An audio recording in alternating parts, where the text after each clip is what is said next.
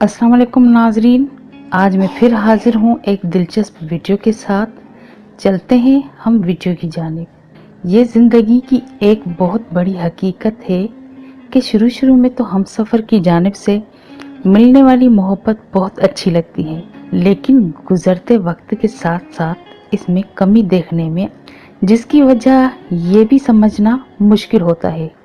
बेवफा महबूब की पहचान मुश्किल ज़रूर है, लेकिन नामुमकिन नहीं। अगर चंद बातों पे गौर करें तो ज़रूर आसानी से पहचान जाएंगे। अगर आपका अपने हमसफ़र से छोटी छोटी बातों पे झगड़ा होता है और लड़ाई का आगाज़ भी वो करता है, तो ज़रूर इसके दिल में एहसास जुर्म है, जिसे निकालने के लिए वो आपका इस्तेमाल कर रहा है। अगर आप तसल्सल के साथ देख रहे हैं कि आपसे ज़्यादा तवज्जो महबूब अपने फ़ोन पर देता है, तो उसका मतलब ये है कि ज़रूर कुछ है।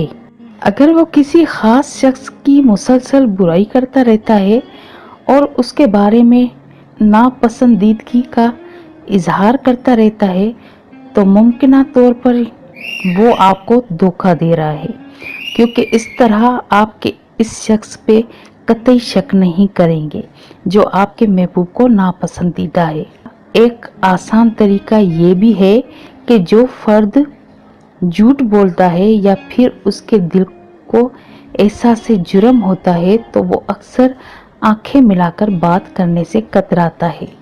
अगर आप अपने ताल्लुकात की इब्तिदा में काम मिलजुल कर किया करते थे, लेकिन अब ऐसा नहीं है और अब वो आपके साथ वक्त गुजारने में दिलचस्पी नहीं रखता, तो इसका मतलब ये है कि दाल में ज़रूर कुछ काला है।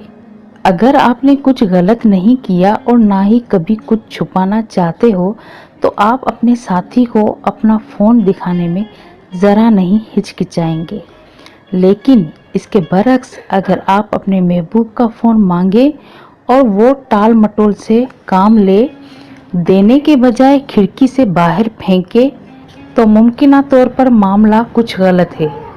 अगर आपका साथी अचानक बगैर किसी वजह के नहायत अच्छे अंदाज में पेश आने लगे, तो ये बात भी खतरे की अलामत है। अक्सर एहसास जुर्म छुपाने के लिए भी ये तरीका अख्तियार किया जाता है। नाजरीन, ये वीडियो आपको कैसी लगी? अपनी राय से हमें ज़रूर आगाह कीजिएगा। अगर आपने अभी तक हमारे चैनल रोनमा टीवी को सब्सक्राइब नहीं किया है, तो अभी सब्सक्रिप्शन का बटन दबा के हमें सब्सक्राइब कर लीजिए। अब मैं आपसे इजाज़त चाहती हूँ। अल्लाह हाफिज़, फ़ी अमानुल्लाह।